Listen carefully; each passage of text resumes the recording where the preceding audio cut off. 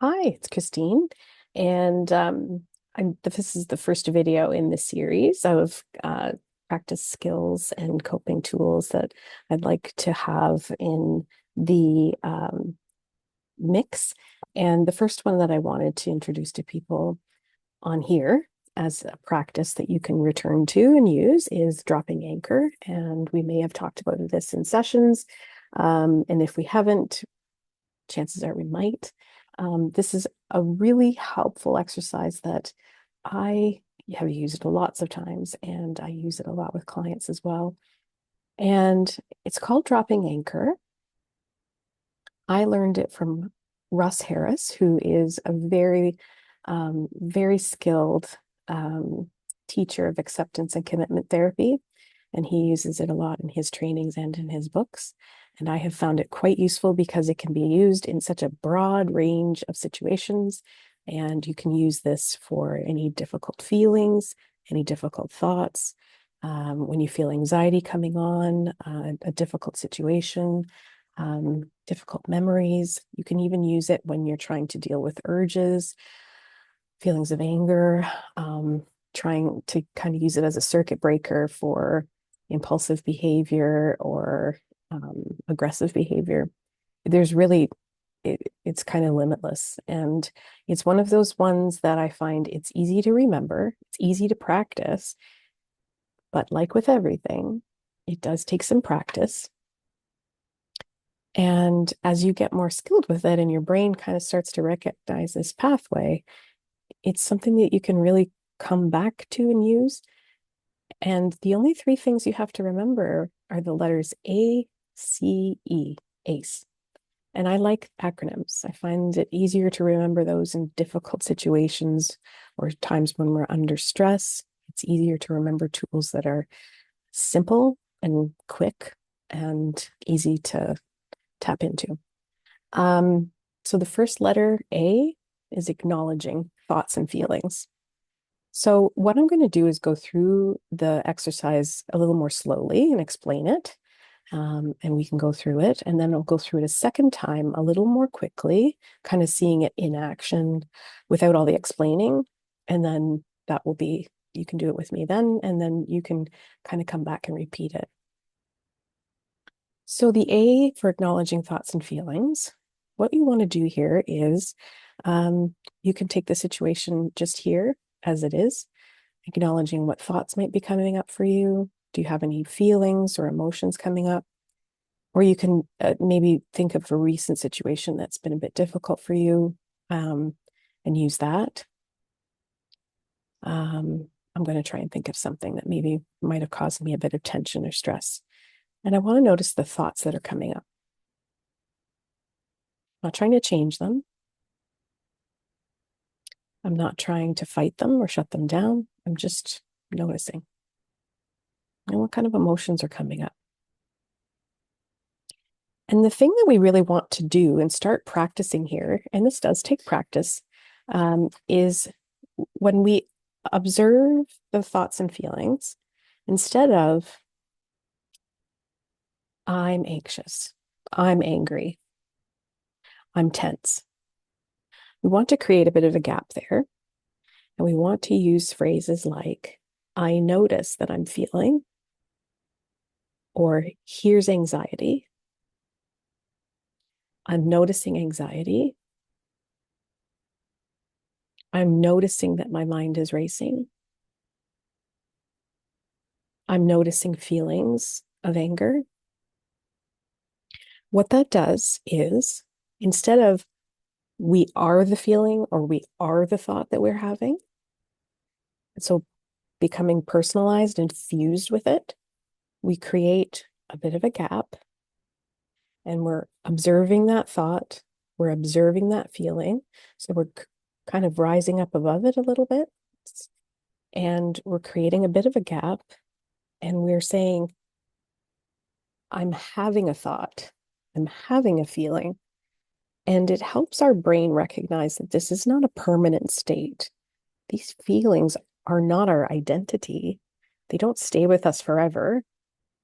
This is something I'm experiencing. This is some experience I'm having in this moment. It's not part of who I am.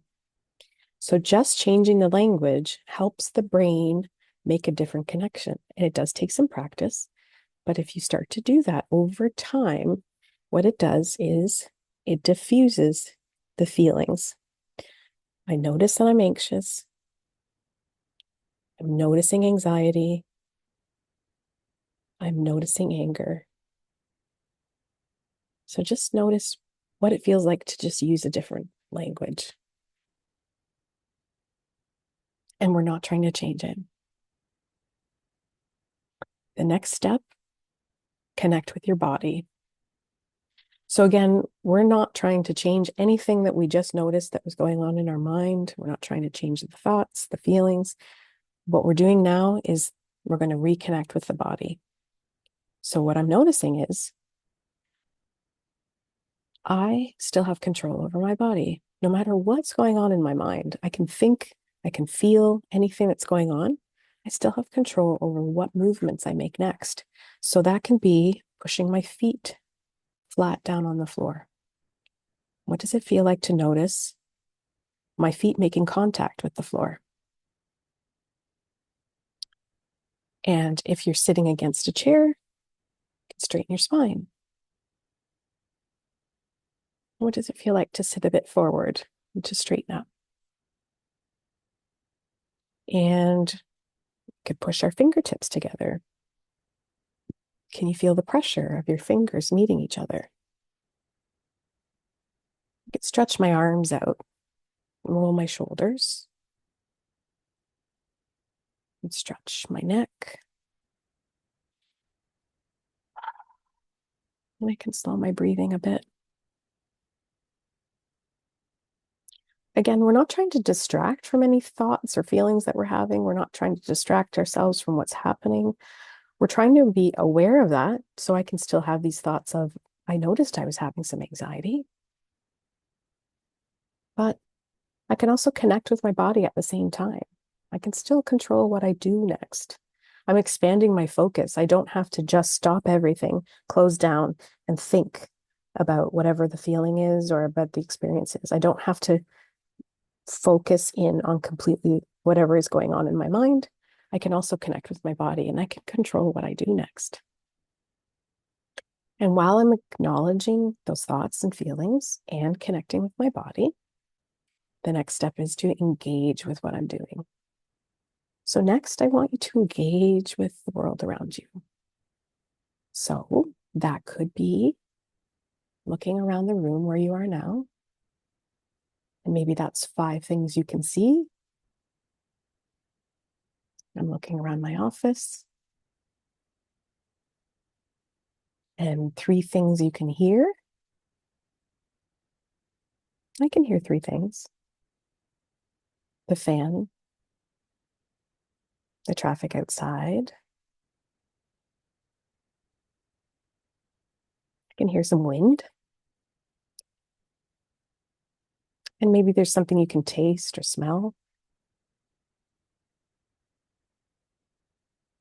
And finally, you want to engage in whatever activity you're doing. So for me, that's making this video. So I'm now noticing the screen. I haven't really been paying attention to what do I see in the screen? What do I see on the camera? But now I'm engaging in it and I can see what's coming up in front of me. And we want to engage in that. So that's the exercise. We're coming back to that. I didn't change anything about what I was experiencing or thinking. I went through this exercise. I'm able to feel it, experience it. I can connect with my body, and then I can engage with the world around me. I can carry both of those things at the same time. And that's what we're trying to teach our brain. We don't have to close down. I don't have to fuse with the experience I'm having in my mind. I can still carry on with the life I'm having or the activity that I'm doing around me. So now we'll do it a little bit more quickly and without all the explaining. I'm just going to guide you through the 3 letters. So start with A. I'm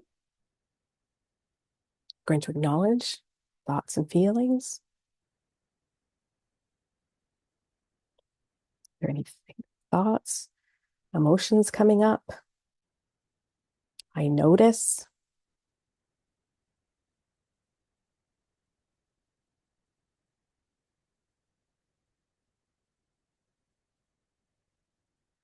And we'll connect with the body.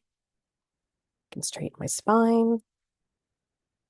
I can stretch my arms, stretch my fingers, and stretch my wrists, my neck.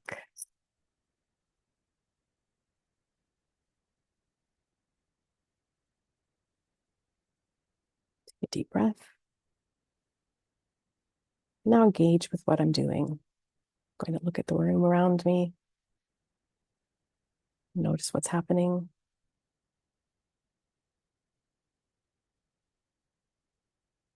Notice what I'm doing here.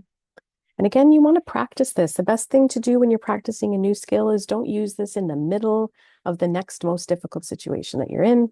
You want to try this when you're feeling less activated or less difficult emotional situations.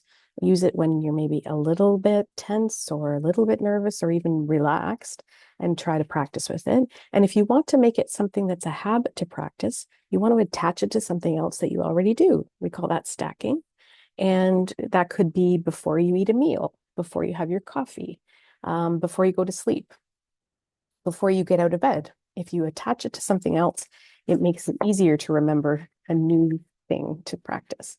I hope you find this helpful, and I'm going to keep doing some of these videos, and hopefully it creates something that you can come back to and use as a resource. And feel free to give me some feedback. I'll see you soon.